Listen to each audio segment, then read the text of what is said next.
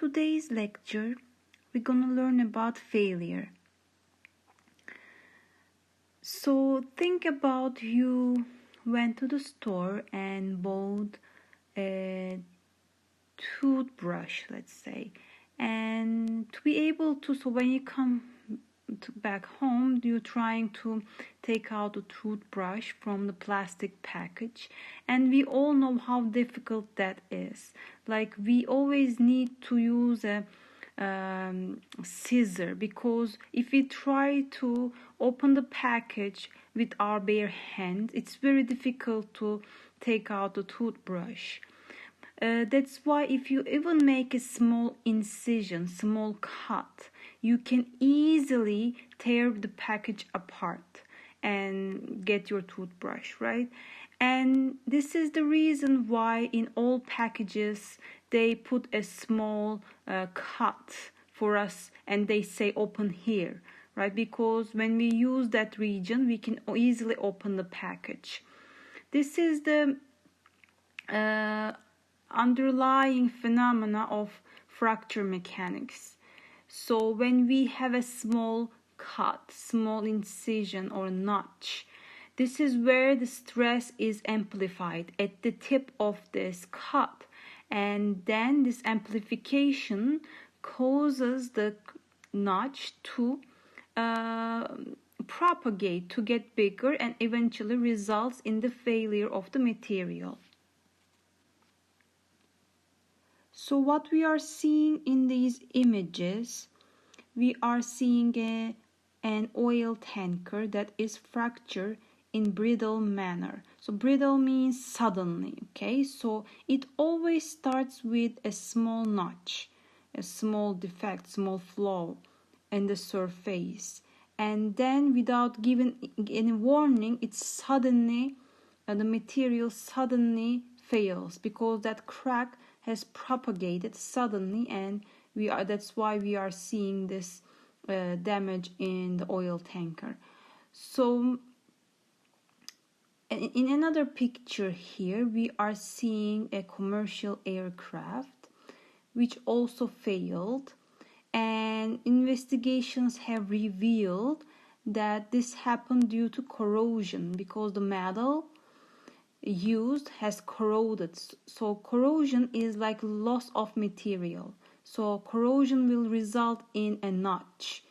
And of course, when you have such defects in the structure, what will happen with the application of cycling stresses, like inside compression, the decompression of the cabin chamber, which is going to cause the failure of the material, together with that basically notch that is started due to the corrosion, because again at the tip of this notch we have a stress amplified, and this amplification of stress causes crack to propagate and therefore results in the failure.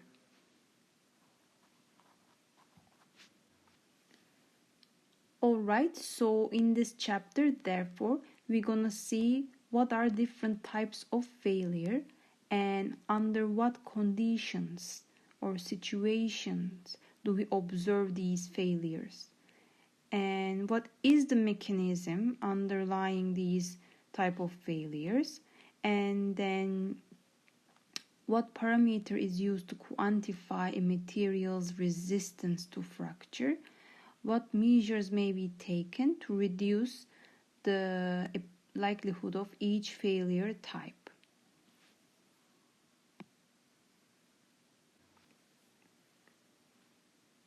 So, as we have seen the examples of it, the failure of materials is an undesirable event, and it is catastrophic, and it affects like the human lives and causes economical losses, and therefore it is an important topic to understand why materials fail and then how we can actually prevent it.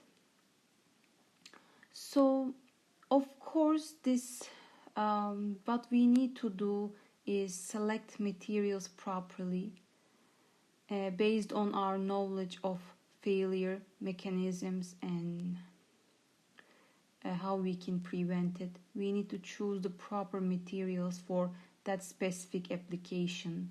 We need to be careful how we process these materials and how we inspect them. So regular inspection of the parts are also important to check for if there is any crack or any type of damage, corrosion that is happening. That's why usually you can before aircrafts take off, usually they do some inspection, visual inspection. They use some other techniques to check if there is any type of crack, and because it's very important, those cracks can lead to sudden failure in the material. When I was doing my undergrad, my teacher once said, if you guys know how many cracks are there in an aircraft, you would never fly. So of course there will be cracks in an airplane, but we're gonna later see that there is gonna be some critical size of these cracks that can lead to sudden failure. So they watch for those type of cracks. If the crack is large enough, that can lead to sudden failure. So we're gonna start with basically studying the fundamentals of fracture. And what is simple fracture?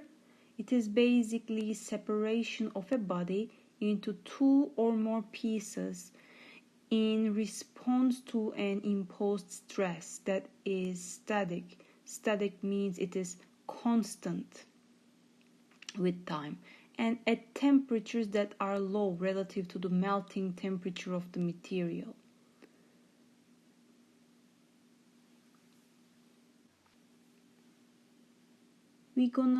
At the end of this chapter, we're gonna also learn fatigue failure and creep.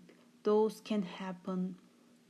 Creep can happen, for example, at elevated temperatures, or fatigue can happen when we expose the material to cyclic stresses. So stresses can be any type. Remember, we learned chapter 6, it can be a tensile stress, compressive shear, or torsional stresses. Of course, any of those can lead to crack formation and propagation and failure. But in this chapter, we're going to focus on usually the tensile loads and how they cause failure in the structures. For metals, we have two types of fracture modes that are possible. One is ductile, and then another one is brittle. So I'm sorry, my dog was making strange sounds on the background. Okay, so we have ductile and brittle fracture modes. When does ductile one happen? So as the name implies, if the metal experiences plastic deformation before it fails, then we call these ductile failure fracture.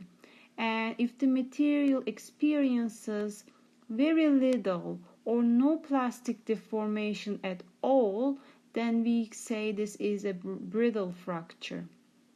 And brittle fracture is actually the dangerous one because it happens suddenly. It doesn't give you any warning. But ductile one, because there's a change shape, right? We can understand it gives you some type of warning before it fails, if you can visually observe the deformation region.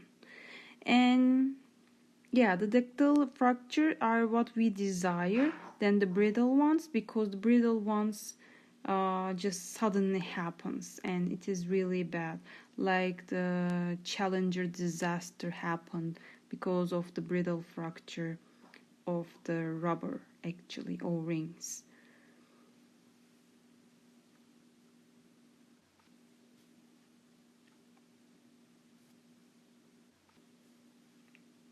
So ductile and brittle fracture surfaces, they have distinctive features, and both on macroscopic and microscopic levels. Therefore, this is how we understand if the material failed with ductile or brittle fracture. Because if we observe those distinctive features of the fracture surfaces, then we can conclude how the material behaved before it fails. So if we look at the first one, is very ductile fracture. As you can see, there is a reduction in the cross-sectional area before the material fails. So, and there is virtually, we are seeing 100% reduction in the area, right? It becomes a point. So these are highly ductile materials and very soft. These are, for example, gold, lead. These materials, some polymers at elevated temperature can also fail like this. But the most common one, the most common type of fracture happens when we have, again, ductile materials. It's moderately ductile materials, and we are seeing this type of fracture surface. Under tension, there was little moderate amount of necking before the material actually failed. And the last one, we are seeing a fracture surface when there is brittle fracture. As you can see, there is no necking, there is no plastic deformation, just separation of the surfaces basically. And this is how brittle fracture looks like.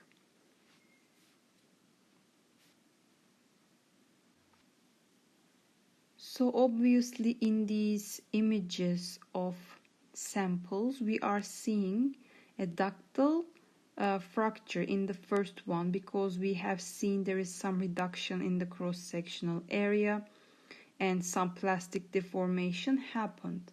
But this type of observation of the fracture surface, there we can say this is a cup and cone fracture. Okay. So there is the cone and there is the cup.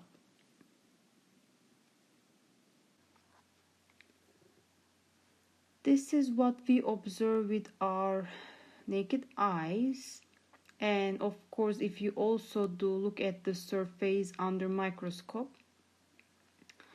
you're gonna see the surface will have an irregular and fibrous appearance, which will be an indicative of plastic deformation. On the other image, we are seeing obviously a brittle fracture. So you can see there is no plastic deformation at all, and the surfaces are flat.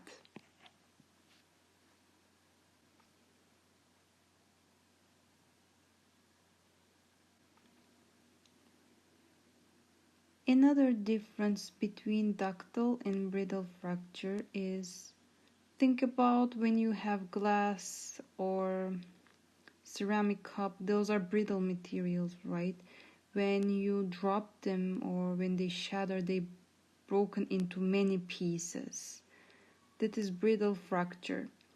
Whereas the ductile fracture, it is the material preserves its wholeness. So we see one piece,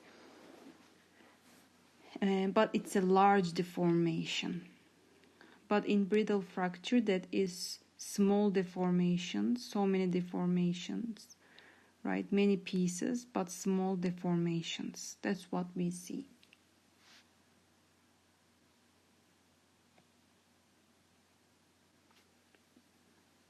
So there are steps to the failure, and it always starts with the crack formation first, and then this crack then propagates, causing the fracture. So we are seeing here the stages of moderately ductile failure, and first, under tension, necking starts, and this necking will be the reason there will be small cavities or microvoids will form in the interior regions of the cross section, like we are seeing here. Okay, there are reasons why voids can happen. Those can be defects like inclusions. Inclusions means some oxides in the structure that are trapped. Those type of defects can be the reasons why actually voids can nucleate and form in the necking region. Okay, so after these, as we continue to deform the material, the voids will enlarge and they come together, they coalesce to form an elliptical crack like we are seeing here. And these are, of course, as you might notice, perpendicular to the stress direction, because the crack formation is happening like this, but the stress is applied perpendicular to that. And once this crack exists in the structure, what is going to happen by the application of the stress, crack will continue to grow and propagate along the cross section.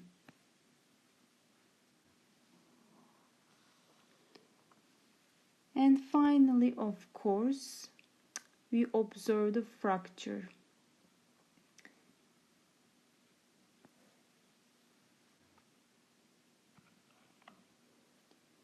And of course, finally, fracture happens due to the propagation of the crack. But we notice the propagation of crack around the outer diameter of the neck happens by shear deformation at an angle about 45 degrees. So remember, 45 degrees is when the shear stresses are maximum. This type of fracture is resulting in a surface morphology, what we call cup and cone fracture.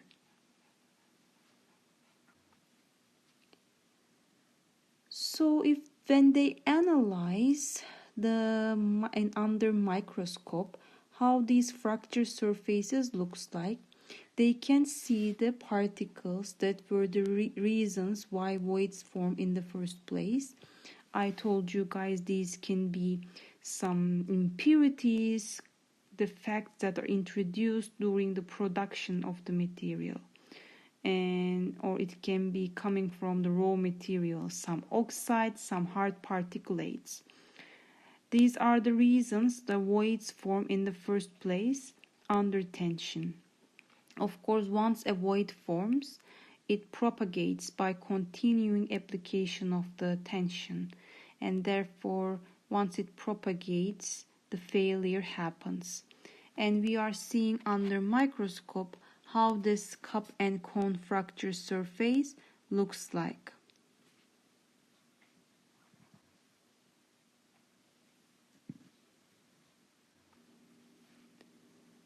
So how about brittle failure surface? How does it look like? First, we learned that there is nearly no plastic deformation observed, and the surfaces are flat. And in some steel pieces, V-shaped chevron markings may form at the origin of the fracture, the origin of the crack, like we've seen, okay? And in some cases, we see lines that radiate from this origin of the crack, like this. And these are indicative of the brittle fracture, basically. And these can be visually seen with the naked eye.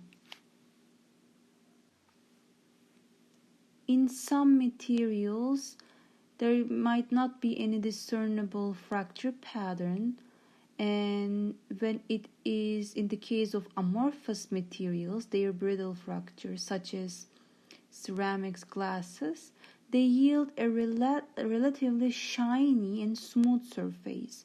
So those observation tells us the failure happened with brittle fracture.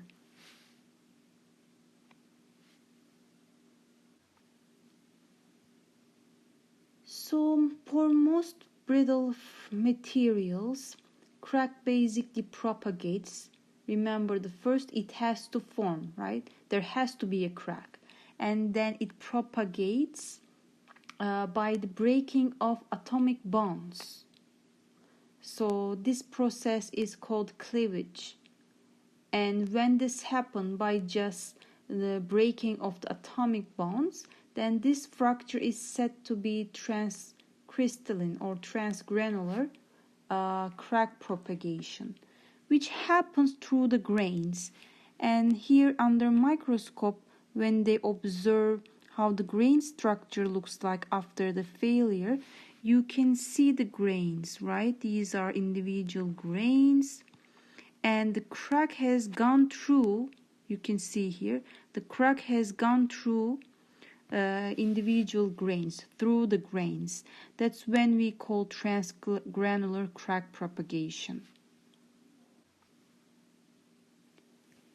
In some alloys, in some metal alloys, we observe that crack actually propagated along the grain boundaries, like we are seeing here. It's not going through the grains, but it is happening in between the grains. So the crack propagation happening along the grain boundaries. This is what we call intergranular crack propagation. This type of behavior observed if there was any process that has weakened or make the grain boundaries brittle. That's when we observe such crack morphology.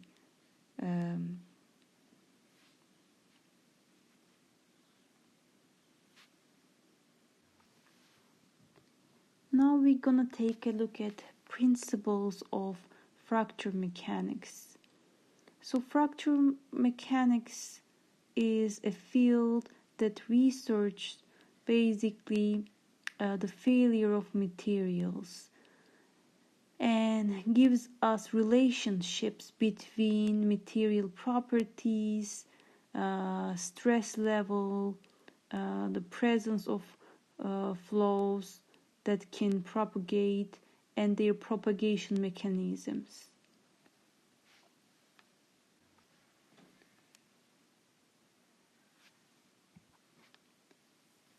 So again, fracture occurs as a result of crack propagation. So first there has to be a crack, and then failure happens when the crack propagates. Okay. So when they measure the fracture strength of most metals, theoretically, we have seen that in actual life, those fracture strengths are actually much lower than what we can predict with equations. And this is due to the fact that there is always cracks exist in materials. There is never a perfect material. And these cracks can be introduced during the manufacturing of that material. And Also, the magnitude of the applied tensile stresses at the tip of these cracks will be much higher than what we are actually applying to the material itself.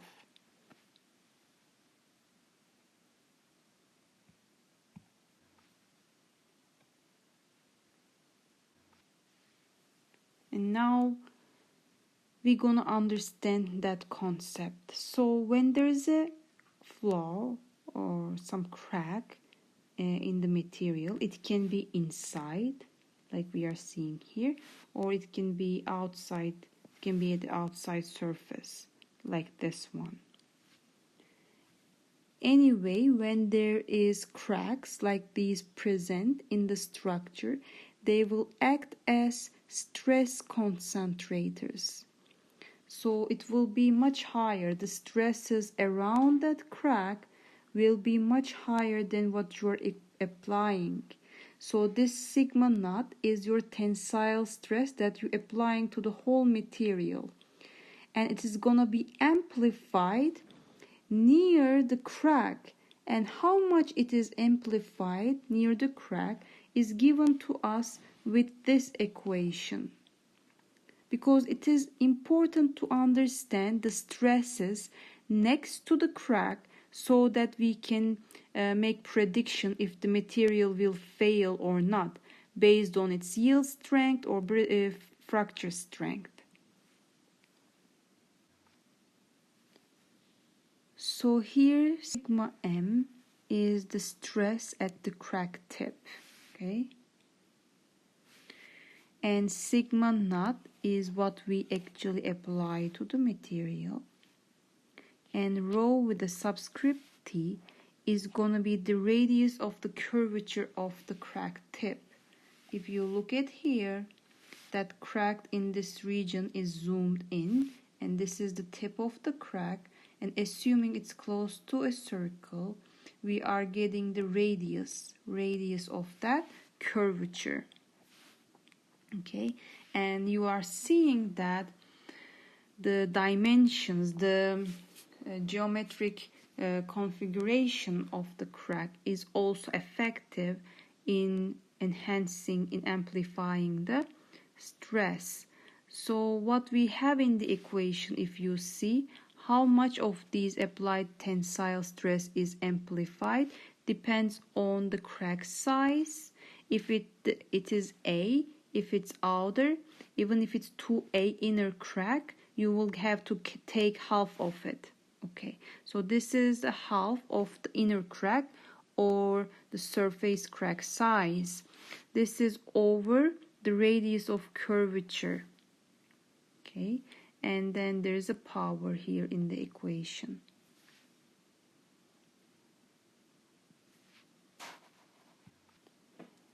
So all those relationships are found empirically, basically by experiments. They found those relationships between the curvature of the crack tip and its size to how much it amplifies basically the applied tensile stress, and therefore what is the stress arises next to the crack tip. So next to the crack tip we reach a maximum stress. So this is called the stress next to the crack tip, right? That's what we are calculating here. And this value here is the crack tips. They are reaching a value of sigma m. Okay. And as we move away from the crack tip, stress is decreasing and coming to the value of what is applied. Okay, so stress at, for example, inside the material, this point experience a stress of nearly sigma naught. But as we approach to the crack tip, here the material, this point experiences sigma m. So therefore we can define how much it is amplified, right? The stress concentration factor, how much we concentrated the stress at the tip, is shown with the symbol K with the subscript T. It is equal to sigma m, the stress next to the tip, over sigma naught, which is the applied stress.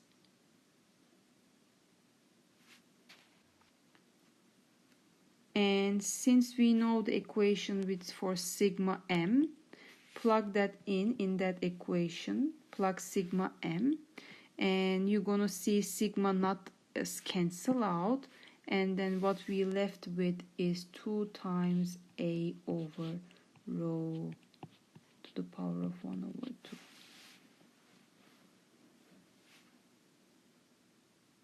So this is what we call stress concentration factor. So geometric discontinuities cause an object to experience localized increase in stress, like sharp internal corners, holes, sudden changes in the cross-sectional area, scratches, cracks. And that's why usually we are told to avoid sharp corners in the structures. You see here if the radius of fillet here,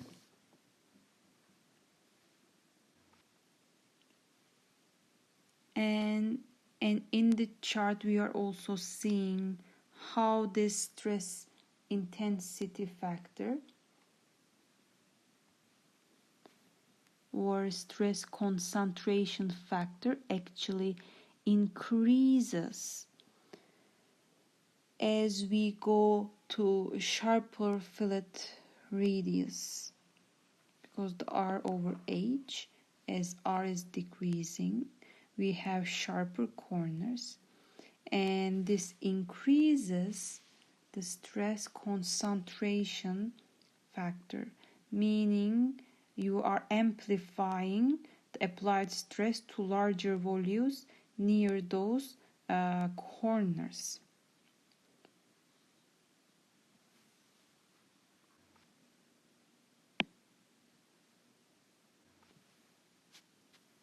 So let's now look at crack propagation. So we have just learned that if we have sharp cracks, that will increase the stress concentration factor.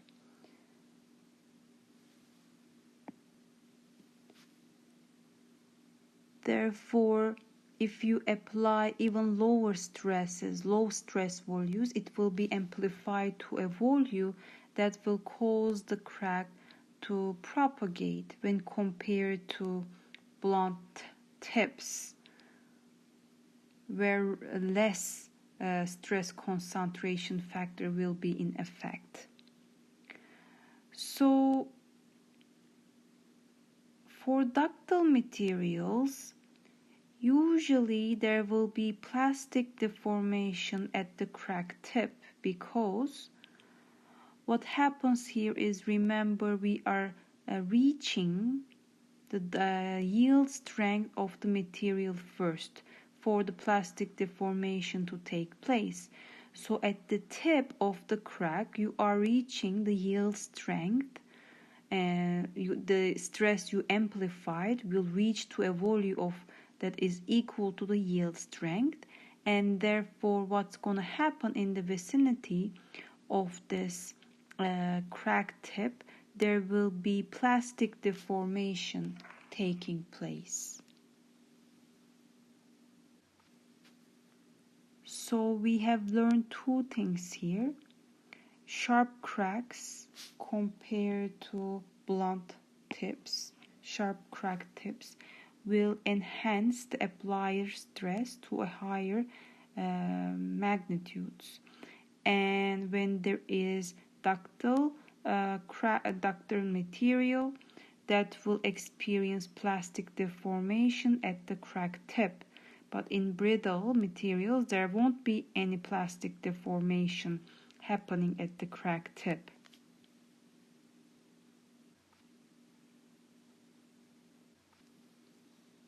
So the question is then, what is the stress required for the crack to propagate? We call this the critical stress, which is causing crack to propagate in a brittle material. So that is going to be expressed through this equation here, and sigma c is the crack at the tip causing the crack to propagate basically.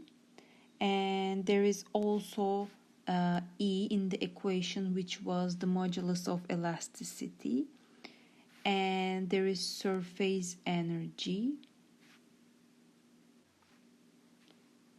and there is 1/2 of the internal crack in the equation. So you can see that therefore the critical stress, which is the stress that causing crack to propagate in brittle materials, depend on first the modulus of elasticity, which will change depending on the material, and the crack dimensions A. And there is also another term, as I said, which is defining the surface energy. So this equations actually derived from the thermodynamics of energetics of crack propagations. When these cracks become stable enough to propagate basically.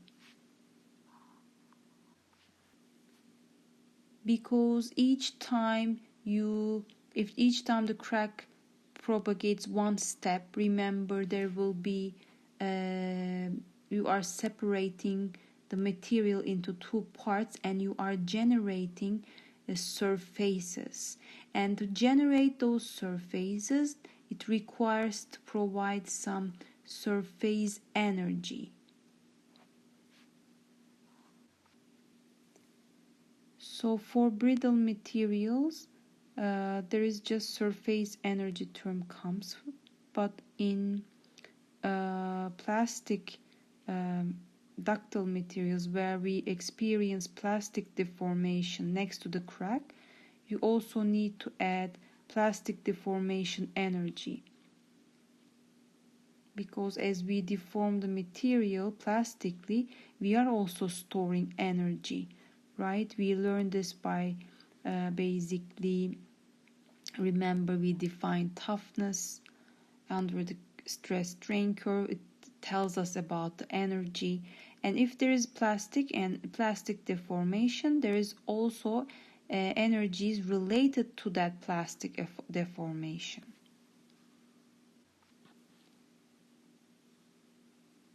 So materials will have a lot of cracks, and all of these will have different lengths, different orientations. And crack propagation happens, of course, once it propagates in brittle materials, then it will result in a fracture. Okay, so crack propagation and therefore fracture occurs when you go above that critical stress next to the tip of the crack.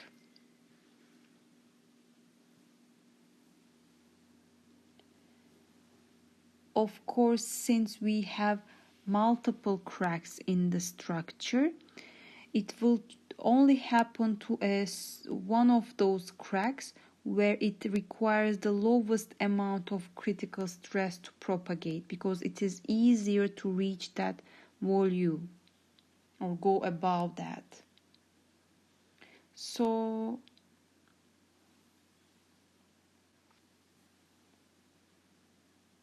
we can conclude that largest, by looking at the equation and giving a high volume, right? Largest and most highly stressed cracks will grow first. That's what we can conclude.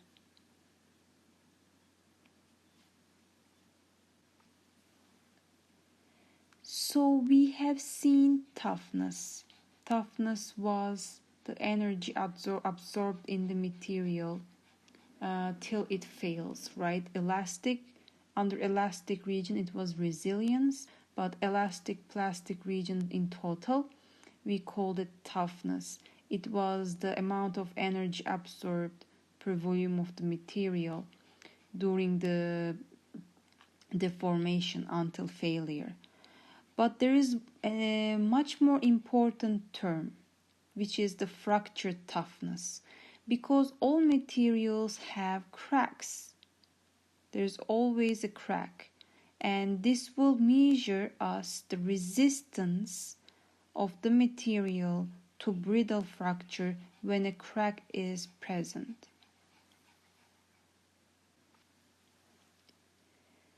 This is defined, it is, first of all, it's a property of material. So every material will have different fracture toughness values, and it helps us to characterize them based on that. So the equation to define fracture toughness, it is shown with a K, the C, okay, fracture toughness, and it has a strain unit, megapascal square root of m, and there is a parameter, dimensionless parameter y,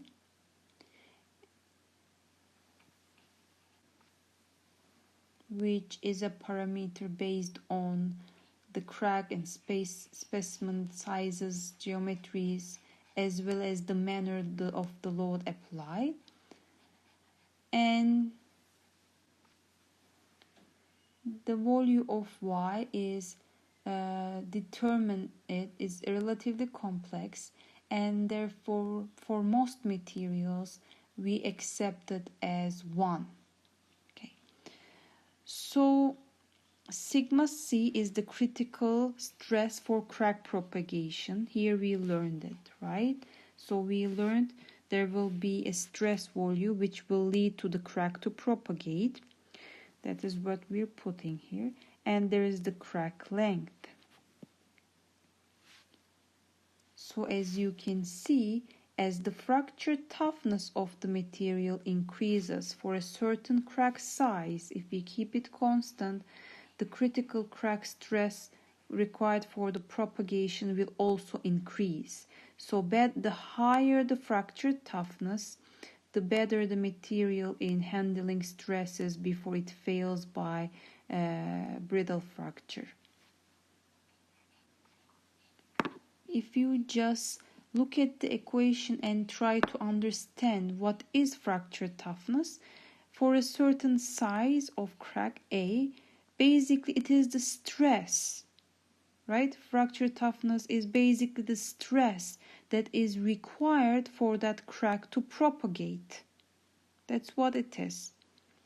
And since all materials have cracks that are present in the structure, this gives us better idea of the amount of stress that needs to be applied so that material will not fail by the brittle fracture.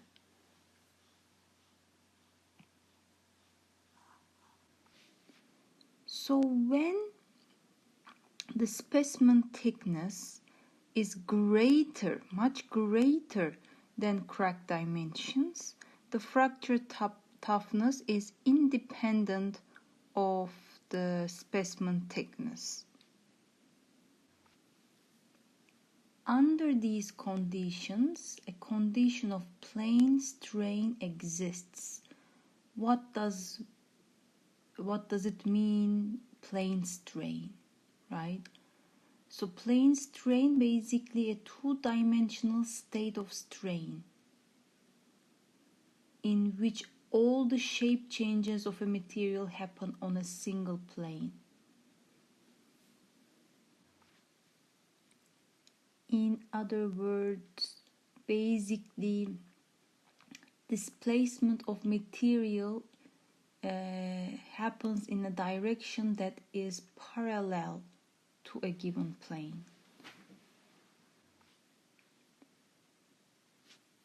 So if we have crack like this, right, in the material.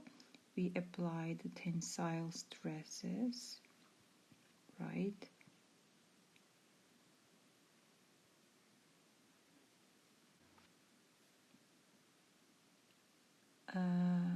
Deformation, displacement will happen in a direction that is parallel to the given plane. So if this is our plane here, deformation happen will parallel to that. Okay. So that means the plane strain means there is no strain component perpendicular to the front and back faces of the crack like this.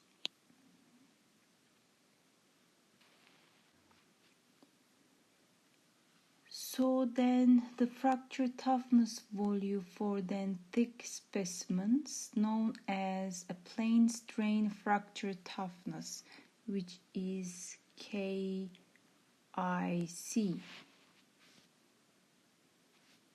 Here the I means mode I crack displacement, which happens as you see in the figure. It is opening or tensile mode. So opening or tensile mode of crack surface displacement, like we see in the figure.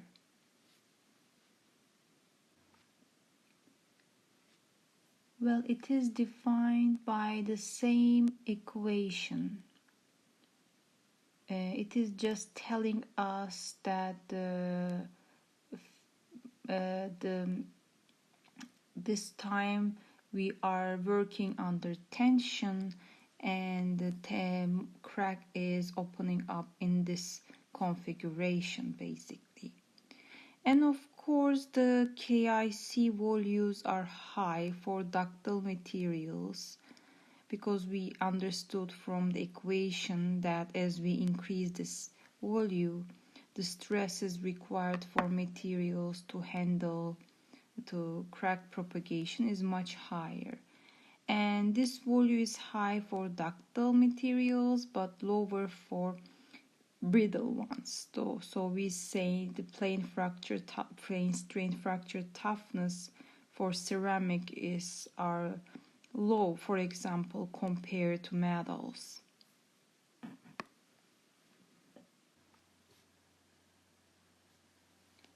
So therefore we can compare the fracture toughness values of different type of materials.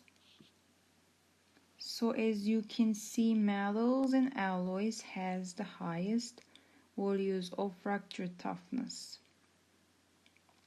They will require higher stress levels for cracks to propagate, whereas we see that glasses and ceramics and polymers, they have rather low fracture toughness values, so they are more brittle.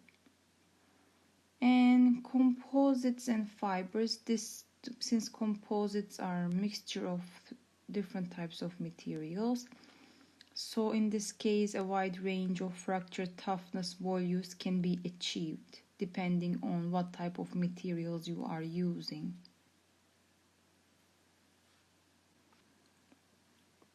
So we can define a condition where the crack will grow.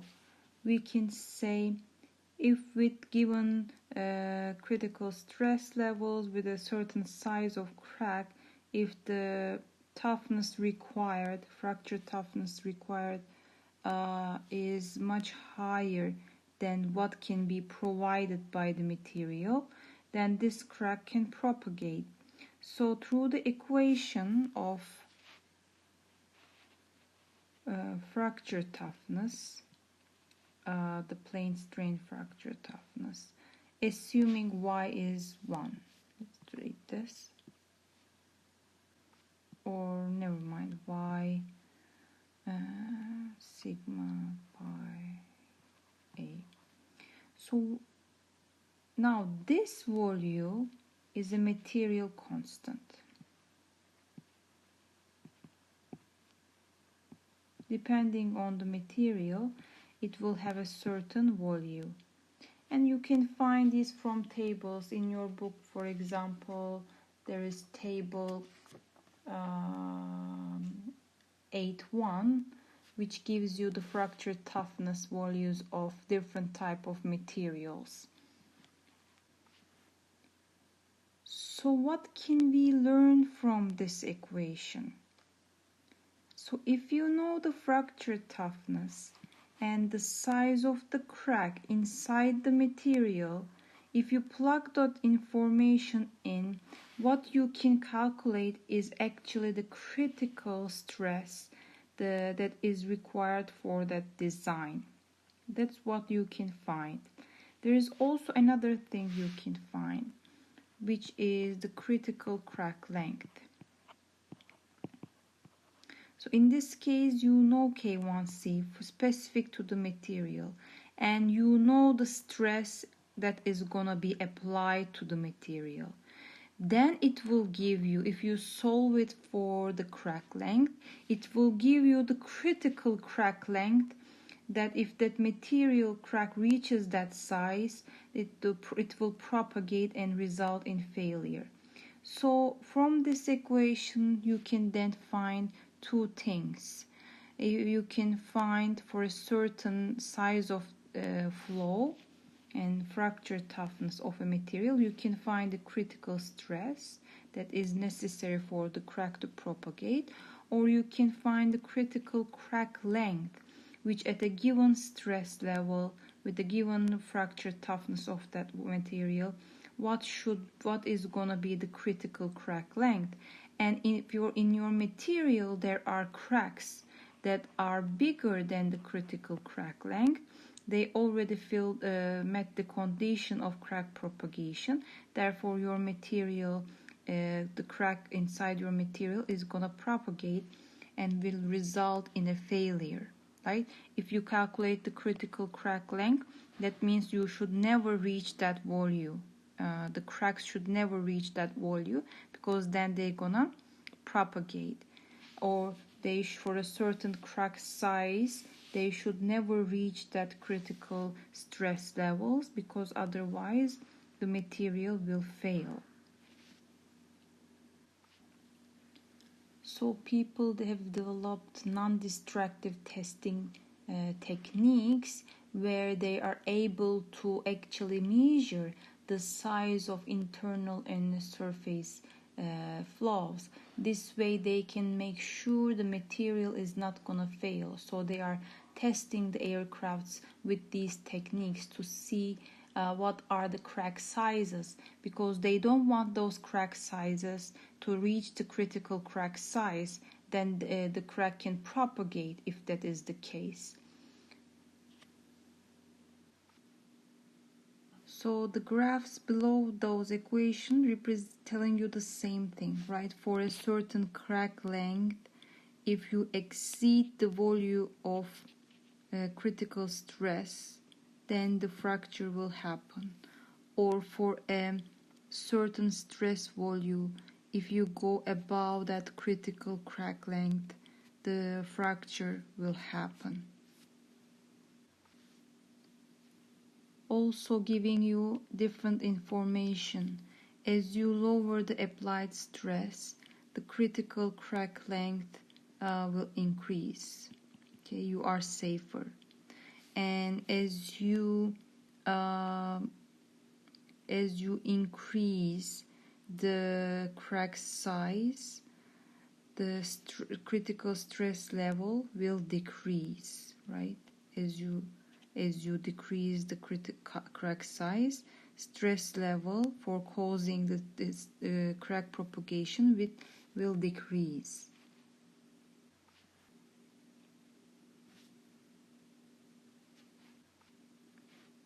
So design example for an aircraft wing. There is an aircraft made from a material that has a fracture toughness of this. It has been determined that the fracture results at a stress of 112 megapascal when the maximum critical internal crack length is 9 millimeter. For the same component and alloy, compute the stress level at which fracture will occur for a critical internal crack length of 4 millimeters. Now we have been given the conditions of first of all, we are given the fracture toughness, and we are given the critical stress that is happening at that critical crack length. So plug in the information into our equation. What we're gonna find out, so this was the fracture toughness, this is the A. Of course, be careful with the units, right?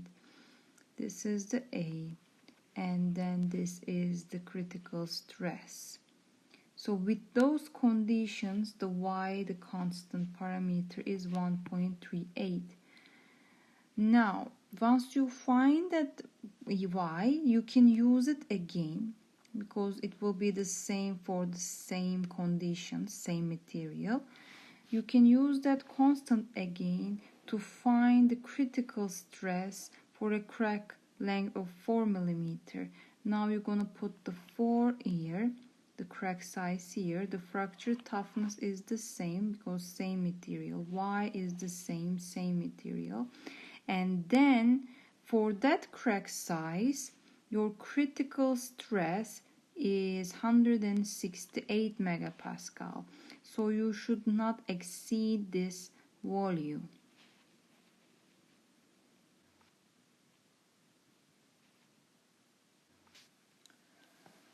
So if a material is ductile, it doesn't necessarily mean that it's not gonna fail by brittle fracture. And the obvious examples of those are Titanic and World War II Liberty ships. What happened is, you can see sudden fracture failure, and for the Titanic it is the same. So normally they are made out of steel, which was assumed to be very ductile, very strong materials, which can handle anything. But what happened here is these materials failed with a brittle fracture. And why this happened? The same as the Challenger disaster. Normally ductile material, which was rubber, failed with a brittle fracture. So why is this happening? It is because the normally ductile steel will behave as a brittle material when we go below certain temperatures. So in summary, we can say that the temperatures are affecting the behavior, therefore the failure of materials. So on the Titanic case, they were going on the cold waters, right? They hit the iceberg, it was cold waters, and the normally ductile steel at low temperatures behaved as brittle material. Same happened for the Liberty ships, World War II. They noticed only the ships that were exposed to cold temperatures, ocean temperatures, were experiencing failures, such sudden failures. And then what happened in the Challenger disaster is the date of the launch, the temperatures were -4. So normally the ductile rubber behaved as a brittle material and failed suddenly, couldn't perform its sealing functionality. So therefore you guys need to be careful at what temperatures these materials are going to be used, because that will directly determine the failure mechanisms of those materials. So then we can say that how the material will fail actually depend on the temperature, and there is a temperature where the material changes behavior from ductile to brittle.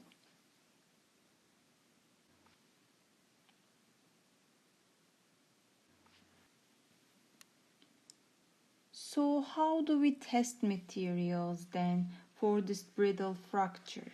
And we have the Charpy impact test, which measures this behavior of materials. So here first I suggest you guys don't forget to watch the videos I am sending you from Canvas, okay, because you can see there how all these experiments are done visually. In those videos you will also see, depending on the fracture surface, how people can characterize if it is a brittle or ductile failure. So for a ductile material, this sample is prepared with a notch, okay, as you can see, and then brittle fracture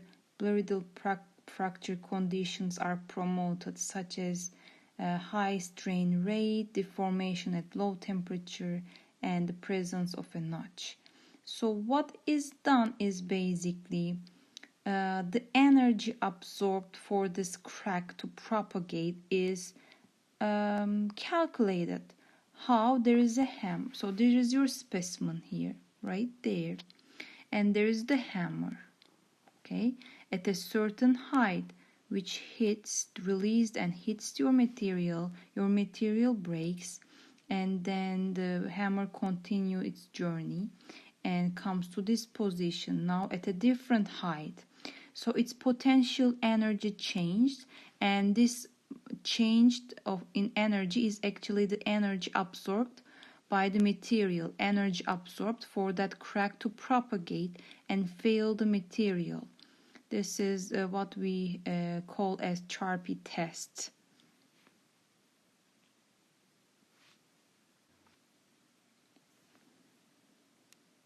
So what about, as I said, the temperature has a great effect on the impact energy.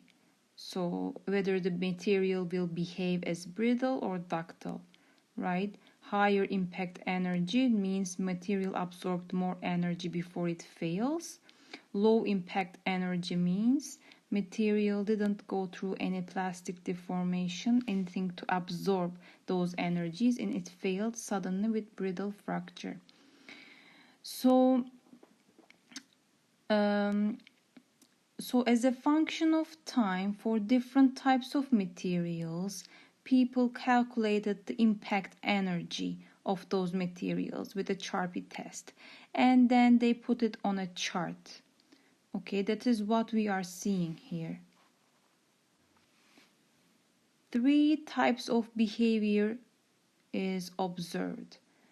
Either materials were completely ductile throughout every temperature, throughout the increasing temperature, here with the shown with the green, or they actually changed behavior from brittle to ductile, high impact energies, from low impact energies to high impact energies at a certain temperature, or they will always stay like a brittle material throughout the temperatures.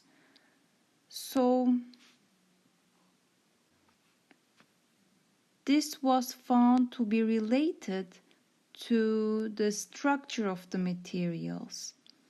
So for FCC and HCP metals such as copper, nickel, these materials are ductile, and these materials behave as a ductile as we increase the temperature, and doesn't change behavior with changing temperature. But BCC metals, they experience a change from a brittle fracture to ductile fracture, as you see with the pink. Okay, and the temperature is usually taken in the middle of this range, this change range, and red as the ductile to brittle transition temperature, dBTT. Okay, so for high strength metals, they always behave as brittle. It doesn't matter what temperature it is. And we know the higher the strength, more brittle the material. So we know that.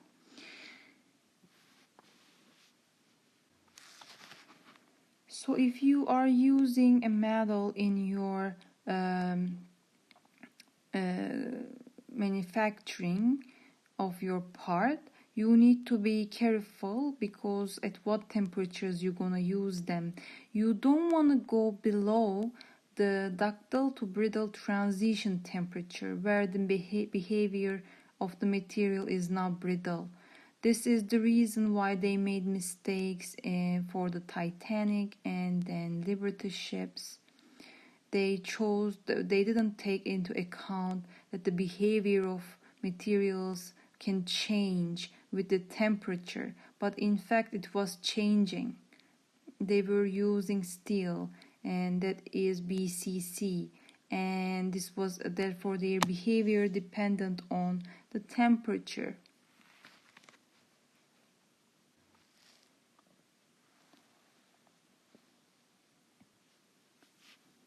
So the difference we are seeing here between FCC, BCC is related to the packing. So we know FCC, HCP are more densely packed structures compared to BCC. And then there will be several planes and direction where the deformation can take place. But of course, HCP metals are not going to be as ductile as FCC metals because number of slip systems were much lower, if you remember. And there are other factors affecting BCC metals such as steels, like the alloying, the presence of carbon. Those type of alloying elements can also affect the behavior of materials based on depending on the temperature, as a function of temperature. So therefore this is generalized behavior, but then for each material that you are working with, specific material, you need to calculate the impact energy as a function of temperature. Then based on that observation, you should go ahead and choose that material for your application. Make sure that you never go below that ductile to brittle transition temperature.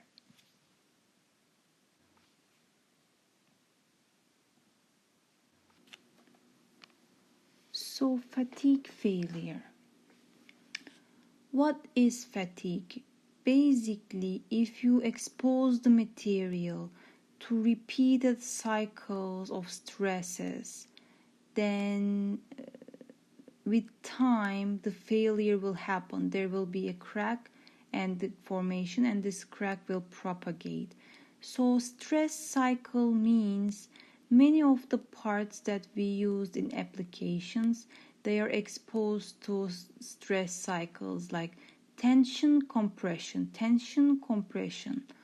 or bending, twisting. So there is just this cycle going on. For example, we can say stress is on the y-axis, time on the x-axis. Positive stress are representing tension, negative stress values representing compression. The material is exposed to tension, then compression, completing one cycle. Tension and compression, completing another cycle. So each cycle of stress strain, each cycle of tension and compression, right? With time, if the material exposed to these cycling stresses with time, cracks can form and propagate in the structure. So this represents the maximum stress, tension stress material is exposed to. This is the maximum compression stresses the material are exposed to, or we can say here minimum stresses. Anyhow, okay, so then we understand that the stress varies with time, and the parameters are the applied stress and the mean value of stresses. So the mean value is the mean value of this each cycle. So maybe, of course, here it is right there if it's symmetric. Okay, it doesn't have to be symmetric. It can be like more tension than compression, right? So it can be like this. Then if this is the case, you need to find a mean value in between these, okay? Something like somewhere like this. So it is important to understand that in your design you might have chosen your material in a way that the applied stresses are actually much lower than the yield strength of that material, and you might think you are safe. However, the fatigue failure happens when the stress levels are actually much lower than the yield strength of the material. And this is the most common way that materials actually fail. And you can see a schematic of an apparatus for performing rotating and bending fatigue tests. So it is exposing the material to cycles of stresses and therefore measuring basically how long it takes the material to fail at a certain stress levels.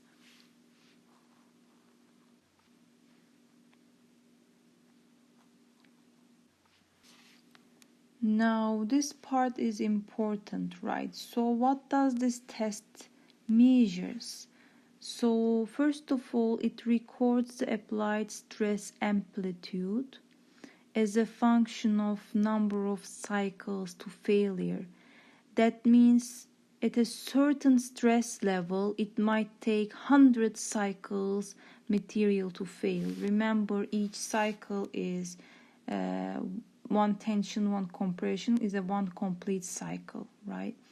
So at what stress levels it will cause to failure, at how many cycles of that repeating stresses.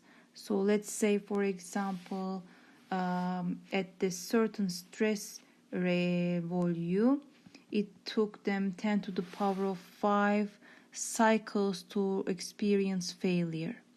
So based on that, they collect data points, right? And then this is how the curve looks like. So with stress level, with decreasing stress level, stress amplitude, it takes a longer amount of cycles for material to fail.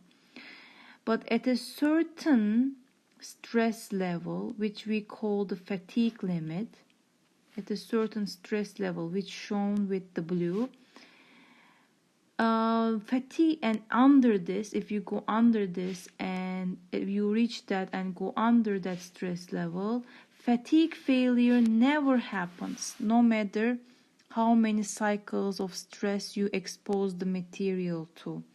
So that is the fatigue limit. Therefore, in your design, to be on the safe side, you just want to be working below that fatigue limit. So actually failure with fatigue never happens when you go below that. Alright, for some materials the graph shows differently, such as aluminum and there is no actually fatigue limit, so you cannot say you can be safe when you have certain number of when you have a certain volume of stress. There is no limit like this one, but their behavior shows up like that. So therefore you need to be careful. At this certain stress level, this much of cycles will cause failure. So based on this graph now, you can make sure how many cycles the material is going to be exposed to, or what type of stress level I should be using in order to make sure the material is going to be safe.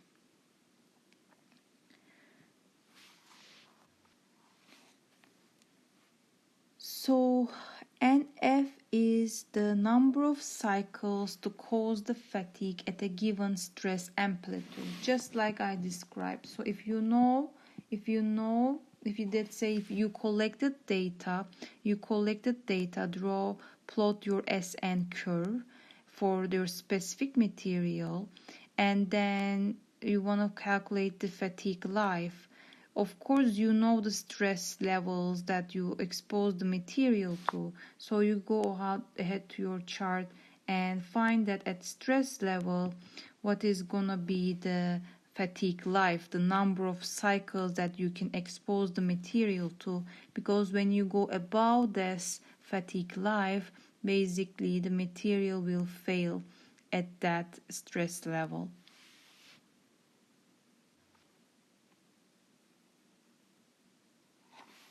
So how can we therefore improve the fatigue life of materials? So what you can do is you can reduce the apply stresses, right? Basically, if you reduce it, the material can handle more cycles of stress, right? And this is one way of doing it. So we can say decreasing the mean stress increases the fatigue life. You are also seeing the effect of a mean stress in the SN curve.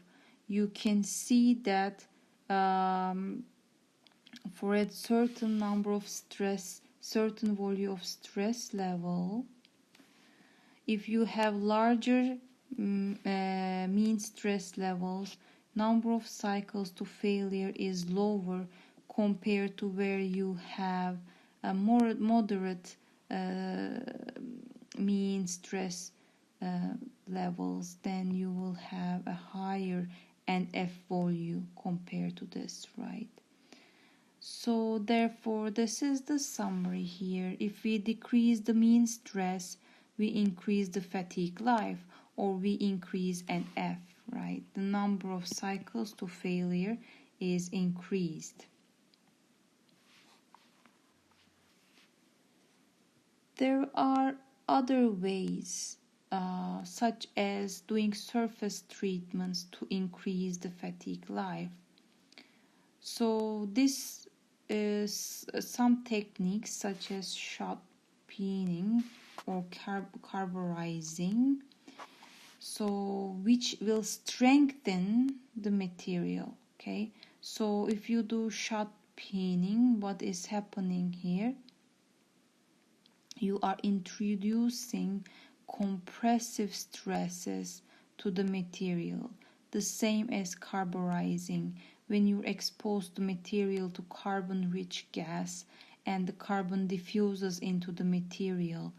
So these techniques introduces compressive stresses to the surface of the materials.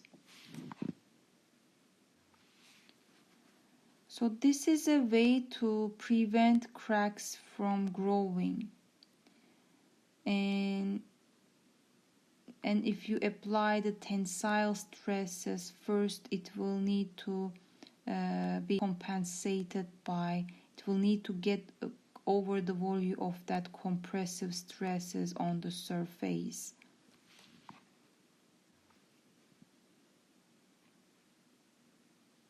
And then the design changes, as we said that we need to avoid those sharp corners to reduce the stress concentration factor.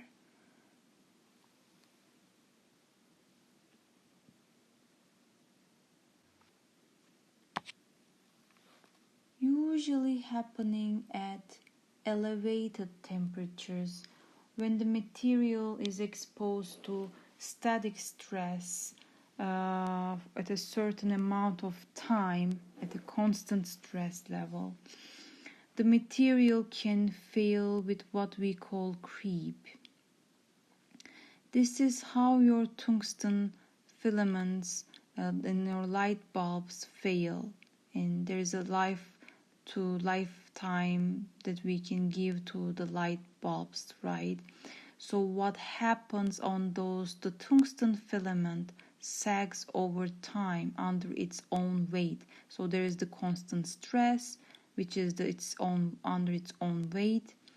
So very high temperatures in the light bulb. Therefore, with time, the that light bulb actually, the constant filament actually sags and touches each other at some points. So what happens then? It fails. And so this was an example to creep, and we said it usually happens at high temperatures. So where there is a high temperature application, such as in jet engines, generators, we need to be careful about the creep. So again, even if the stress levels are much smaller than the yield strength of the materials can still fail with creep. And the creep temperature is usually 0.4 times of its melting temperature. So if the melting temperature is 100, at a 40 degree, you need to be careful about the possible creep failure. So how do they measure the creep behavior of materials? So they look at the creep strain, basically the strain happening with time for a certain material, and then they record they plot and record the data. And here we are seeing such experimental result, and based on that we observe 3 stages of creep. So at time 0 there is instantaneous deformation, which is the elastic deformation, right? And then with time the plastic deformation will start. So creep is, remember, it's the plastic deformation happening with time, okay? So, and it will show a behavior as such, like this. So in the first region, which is the primary region, the slope is decreasing, right? The slope is decreasing with time. Therefore, the creep rate decreasing with time, because creep rate is basically strain over time, right?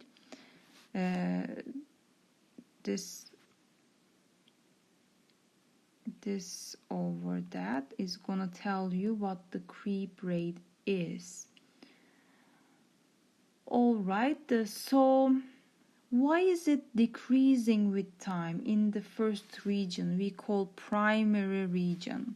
So remember, when the material starts to deform plastically, it will actually is gonna expose to strain hardening, so it's gonna get stronger.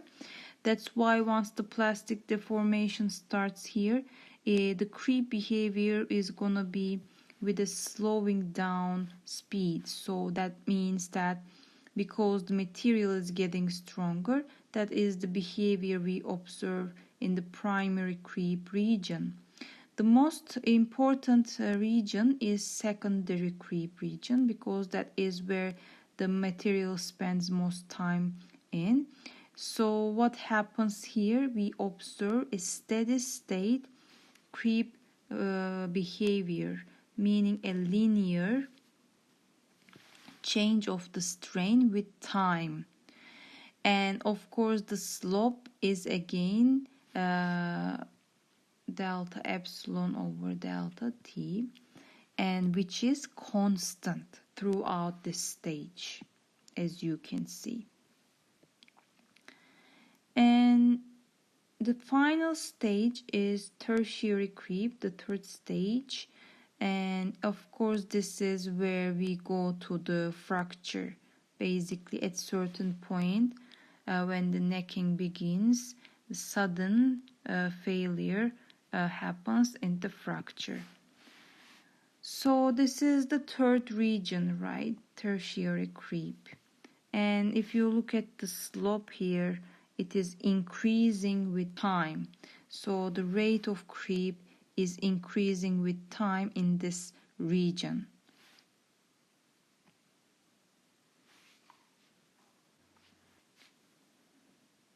Now, how creep depends on the temperature. So just like the previous test, where they collect the creep strain versus time, now they repeat the experiment at different temperatures. And when they do that, you can see how this curve is changing with increasing temperature. They also increased the stress and did the same experiments and collected data, and we are seeing that with increasing temperature and stress, the curve is shifting towards this direction. It means it takes shorter amount of time to fail with creep.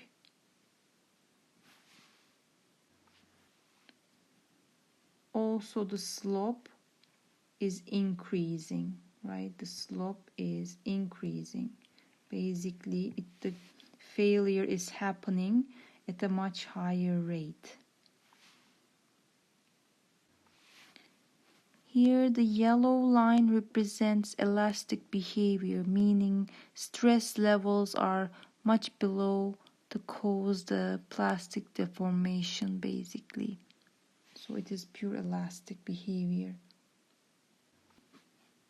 So if we, of course, epsilon subscript s with a dot means rate, right? So the steady state creep rate is the linear region where the creep rate is constant.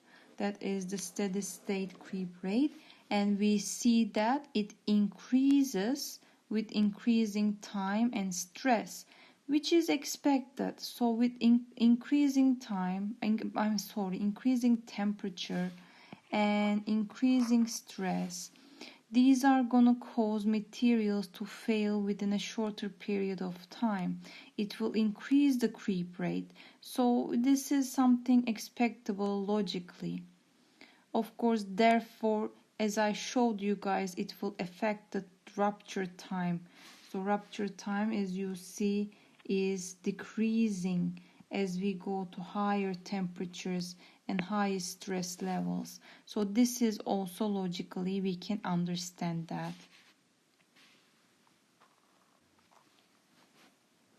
So there has been equations developed, okay, that defines the strain rate for a constant temperature and constant stress level. So remember, as we deform the material, there is the strain hardening. The material is getting stronger, but also you are at high temperatures, right? You are like doing recovery of those strain hardening. Therefore, based on that, there is a balance between the recovery and the strain hardening, and therefore your creep rate equation should include both of those informations. So therefore the equation of the creep rate is given as it is in this equation. So it depends on a material constant, the applied stress, and activation energy for creep, and this depends on the type of material system, and the temperature. So again, it depends on temperature and the stress levels. So of course there should be N. N is the stress exponent describing the strain hardening happening.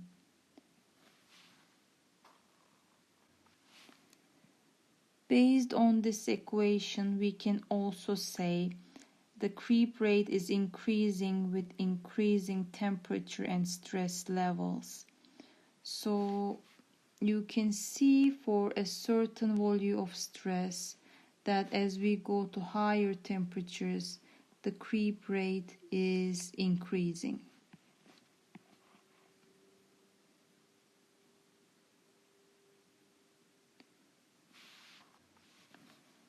So what if it takes 20 years for material to fail under certain test conditions?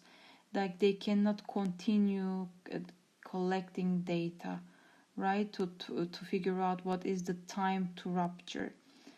Therefore, they do extrapolation of the data that was collected from within a shorter period of time, using Larson-Miller parameter M, and this is defined in this equation. So C is a constant. Of course, again, these are, remember, experimentally collected data, okay? So equations that are derived, how to do extrapolation, basically. So for the T is the rupture time, the capital T is the temperature. Of course, that time will depend on temperature. And C is constant. C is the constant. And M is the Larson-Miller parameter. So let's understand this equation with an example. Estimate the rupture time for an iron at 800 degrees C and a stress level of 20,000. So as I said, this Larson-Miller parameter is M, and this depends on the stress.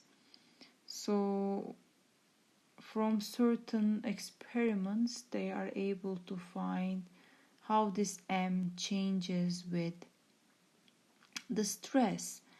And from that data, basically, you figure out what your stress level is, and then go to that data, that plot, and read what is the value of M.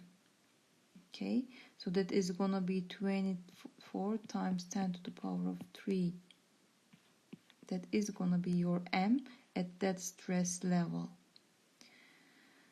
Okay, so therefore what we need to do is just plug into the equation, because we know the temperature, so it should be in Kelvin, because this is in those units.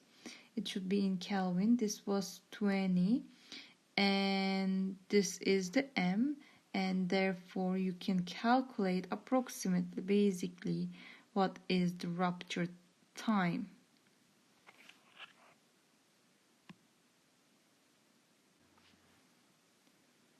So what have we learned? We learned that there is simple fracture, and fracture happens first by crack formation and then its propagation.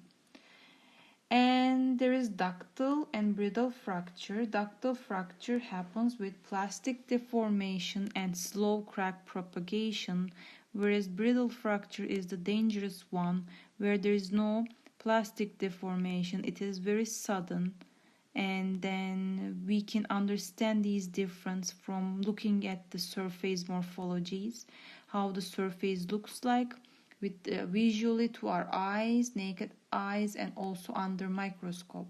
And this will tell us that whether the material is failed in a way that is brittle or ductile. And then we know that cracks always exist in a material. It can never be a perfect material. And when there is a crack, the stress always is amplified, meaning it will have a higher volume than what you're applying at the tips of those cracks. So when those stress level reaches a certain volume, then the crack will propagate because it reaches maybe the yield stresses, maybe the fracture strength of the material. So based on that, material will experience different things. So fracture toughness was an important property of a material, giving us the information about the resistance of material to brittle fracture. It was a function of the applied stress and the crack length from the equation that we know that. And we have learned we should do impact tests to measure the brittle fracture behavior of ductile materials, and that impact energy was changing with time. Materials were behaving at certain temperatures ductile, below certain temperatures they were acting as brittle. So we call that ductile to brittle transition temperature. So we learned fatigue is due to cycles of stresses, and there is this fatigue limit below which, if you go below those stress level, fatigue limit stress level, material never fails with fatigue. And some certain metals may not experience a fatigue limit. So creep failure again happens at elevated temperatures when there is a constant static stress.